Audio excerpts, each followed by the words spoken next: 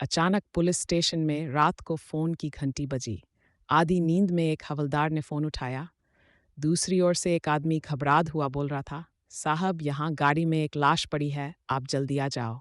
हवलदार ने जल्दी से पता नोट किया और वायरलेस पर पेट्रोलिंग टीमों को मैसेज दे दिया। रात के सन्नाटे को चीरती हुई तेज सायरन की आवाज़ के साथ पुलिस की गाड़ी उस गाड़ी के पास आकर रुकी।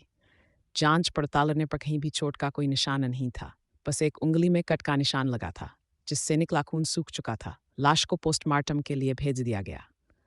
2 दिन बाद जब पोस्टमार्टम की रिपोर्ट आई तो सब हैरान रह गए। उस आदमी के शरीर में एक बूंद भी खून नहीं था, पूरा शरीर पिलापड़ा हुआ था।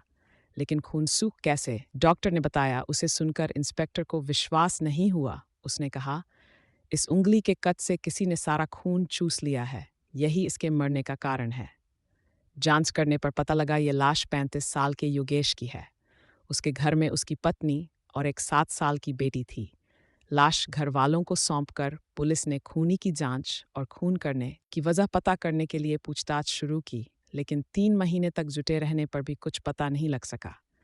एक दिन रात को योगेश की पत्नी अपनी बेटी के साथ सो रही थी, तभी उसकी बेटी जाग गई और पापा पापा चिल्लाने लगी। उसकी माँ ने उसे किसी तरह चुप कराकर पूछा, बेटी क्या बात है, क्या कोई सपना देखा है?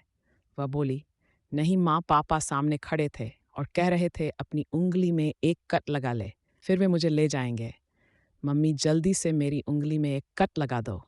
योगेश की पत्नी को सताने लगा। उसने बेटी को चुप कराकर सुला तो दिया, लेकिन उसे खुद नींद नहीं आ रही थी।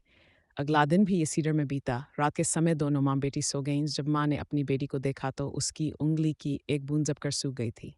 पास ही सेफ्टी पिन पड़ी थी। बच्ची का पूरा शरीर पीला पड़ चुका था।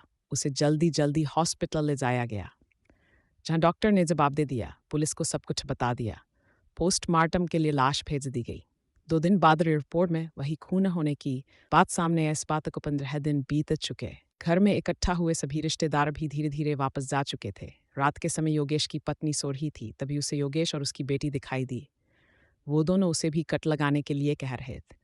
उनकी बातों का उस पर ऐसा असर हुआ कि अगले दिन पुलिस को उसकी भी लाश मिली और हाथ की उंगली में एक छोटा सा कट था। ऐसा लगता था जैसे किसी ने उसी कट से सारा खून पी लिया हो। पूरे शहर में यह बात आग की तरह फैल गई। कई तांत्रिकों ने न्यूज चैनलों पर बहस छेड़ दी। उनकी नज़र में ये नर पिशाचों का